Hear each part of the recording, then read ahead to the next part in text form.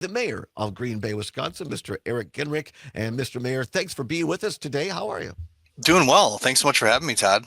It's a real pleasure. We've done the show from your beautiful city before, both at our facility there in downtown Green Bay, our studios at WGBW, and we've been around the city as well. And of course, we all love the Packers, but what we've learned, and my dad's stepmom live in Shawano, and so I get to Green Bay a lot. There's also so much more. It's not just the Packers. There's history, there's leisure, there's industry. It's just a great city and part of what makes Wisconsin great. Absolutely. I would not disagree with anything you said there. Obviously, as some of your listeners might know, Green Bay was designated as the #1 community to live in just a couple years back, and that's always been my opinion. But it's kind of nice to have somebody like U.S. News and World Report validate that for you. But yeah, Green Bay is a great place. I'm very fortunate, obviously, to be the mayor, but also just to be born and raised here. Spent the bulk of my Mhm. life here.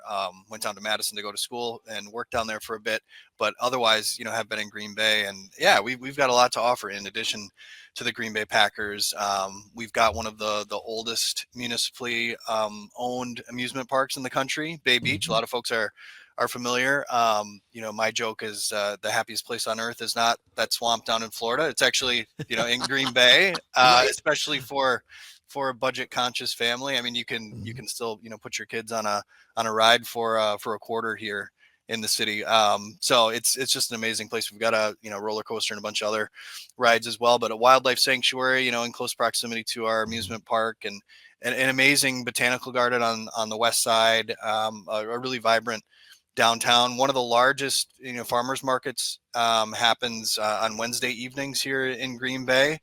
I think there's a little bit of a debate between which one's bigger, the Madisons or the Green Bays, but we have a lot of fun at the farmers markets here in town, and yeah, there's just a lot of, I think, good momentum here within the community with respect to development and other things, and obviously a lot of excitement here with the draft just around the corner.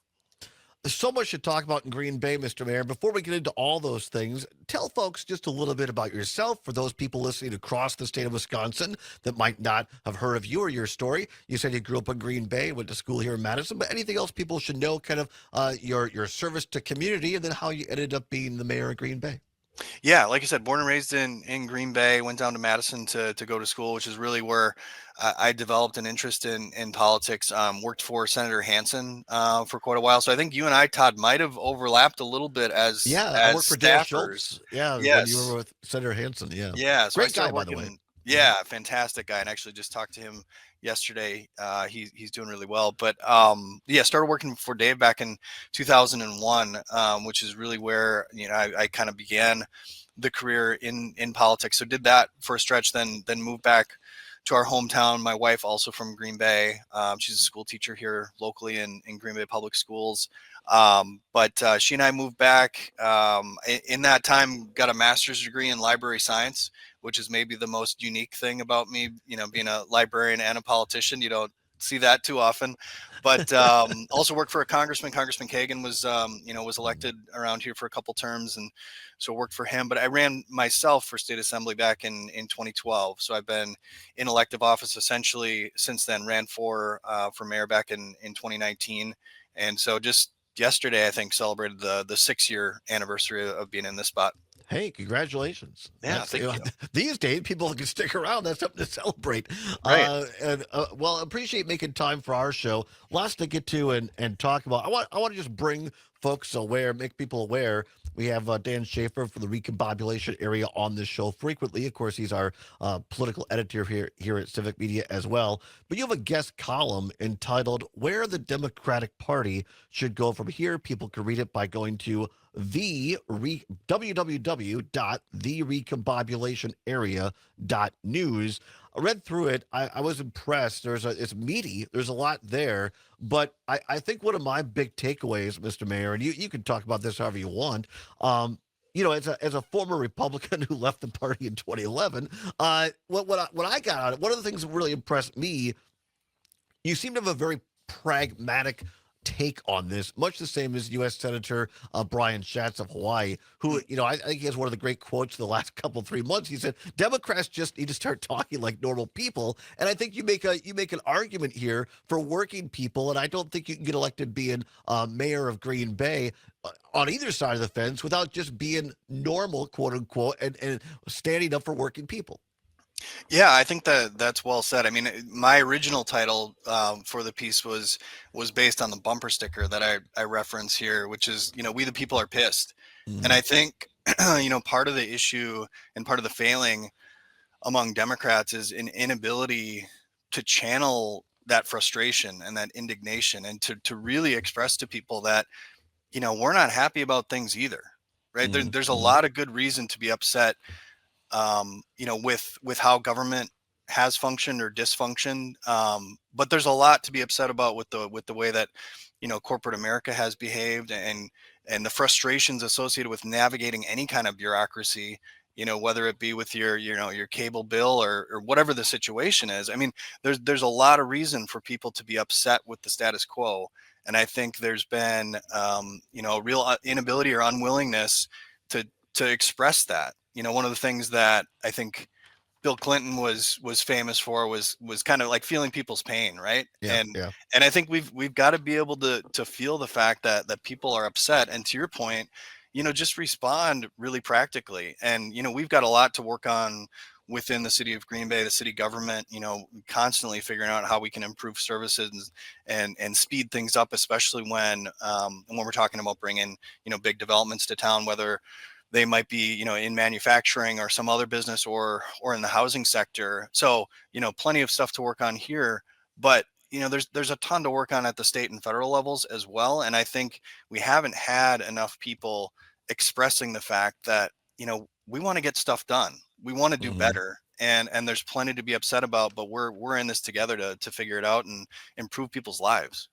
People can read all of this at www.therecombobulationarea.news. A guest column by Mayor Genrich there on the recombobulation area. I want to read just a couple of sentences and have you expand on this, Mr. Mayor. He writes in this piece, the recombobulation area, quote, genuinely decent people are frustrated by illegal immigration and are bewildered by rapidly shifting gender identity norms. But we cannot allow extremist politicians to weaponize these sentiments to dangerous ends, nor should we respond with anything but absolute opposition to the latest iteration of trickle-down tax policy that will lead to massive cuts in healthcare programs, Social Security, exploding deficits, or a bit of both. And then finally, you often kind of your maxim of support people, not systems, be indignant of injustice, and act boldly.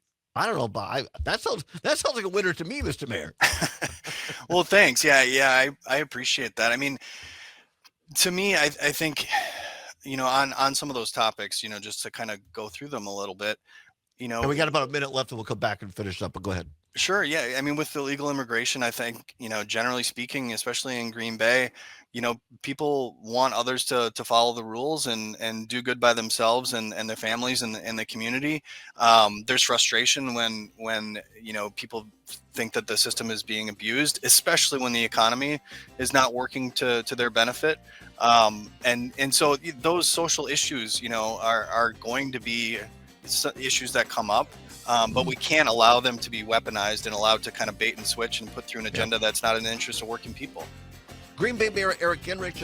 Genrich is our guest. I knew I'd do that. It's back after this. Voted by several magazines, well, at least one is the best place to live in America. But ask the mayor, he'll tell you it's always been that way. And starting next week, it will be the center of the sports world for the NFL draft. Right now, we are talking to the mayor of Green Bay, Wisconsin, Eric Genrich. Mr. Mayor, we appreciate you taking the time here.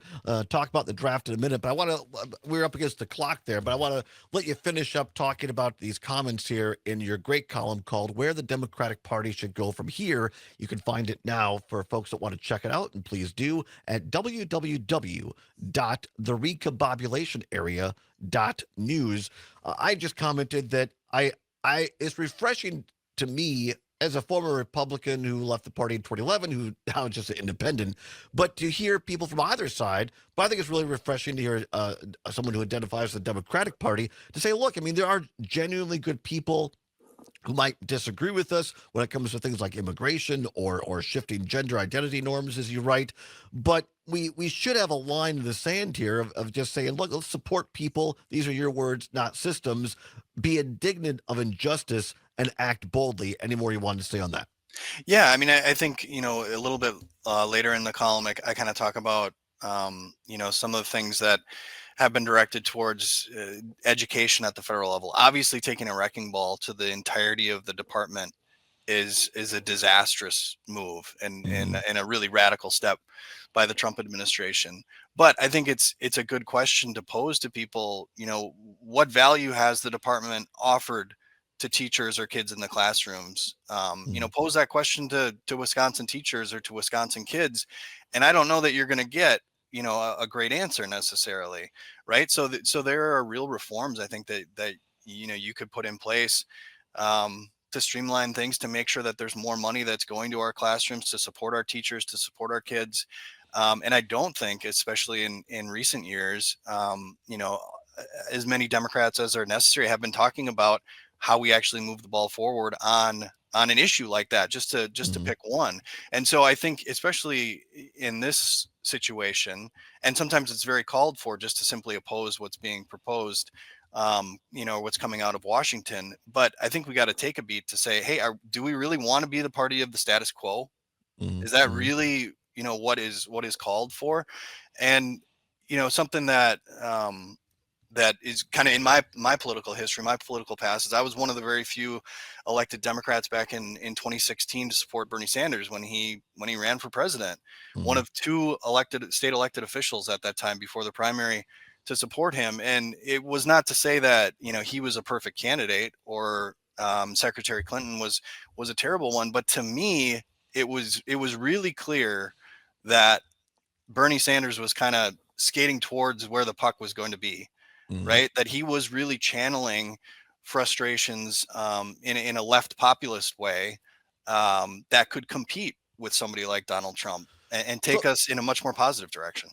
I don't mean to cut you off, but I do want to spend at least a couple minutes on the draft here. But just if you could, because I think that's very interesting. Because Bernie and AOC are getting these big crowds right now at their rallies, even in red states right now. They were in Wisconsin here a little while back and did well. Elon Musk was in your city, Green Bay, spent $20 million and still came up short in who he was supporting, Brad Schimmel, on the Supreme Court race. What do you make of these rallies from Bernie and AOC? How does that play in Green Bay, Wisconsin?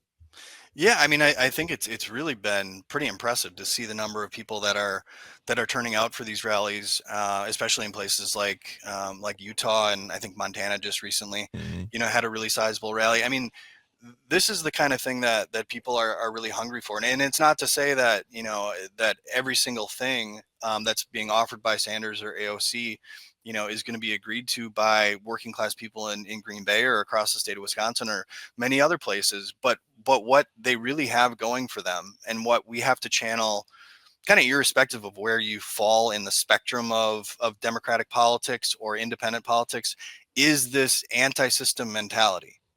And I think that's what they're tapping into in a really positive way. And I think it's something that more Democrats need to figure out, and figure out quickly, which is that, again, we don't want to be the party of the status quo. We don't have to be. That's a Hmm. choice that we have to make. And unfortunately, we've been viewed as kind of the pro system, pro bureaucracy, pro government, in all cases party. Right. Ben Wickler, who I have a lot of respect for, the Wisconsin Democratic Party chair, stepping down. I think he got more than a lot of people out there on either side of the aisle, in my opinion, to look to create a coalition. You got to listen to everybody. And Right. he spent time out in places like where I'm from in Southwest Wisconsin, in rural Wisconsin, northern Wisconsin, and cities like Green Bay, Milwaukee, and Madison, was able to bring people together. Do you have a favorite dog, so to speak, in this new race for the Democratic Party chairmanship yet, or are you still kind of waiting on that? Yeah, I really don't at this point. All right. Familiar with a few of the candidates. Think there's some really talented people who have tossed their hat in the ring at this point. But man, I mean, you talk about like big shoes to fill. Right. I've referred to Ben Wickler as the GOAT. I don't think there's any Right. any Right. competition, when it comes And to state party chairs here in the state of Wisconsin. He's been phenomenal. And meanwhile, in Brown County, right there in Green Bay, the Republicans, they're in uproar right now. There's a story we didn't even get to yet today. Maybe we will later. I know Jan Schaefer is going to join Jane McNair tomorrow on her show. I mean, you got uprising from the grassroots, the Republican side trying to overthrow Brian Schimming. So I mean, there's a lot of change in the air this spring in Wisconsin politics. Right.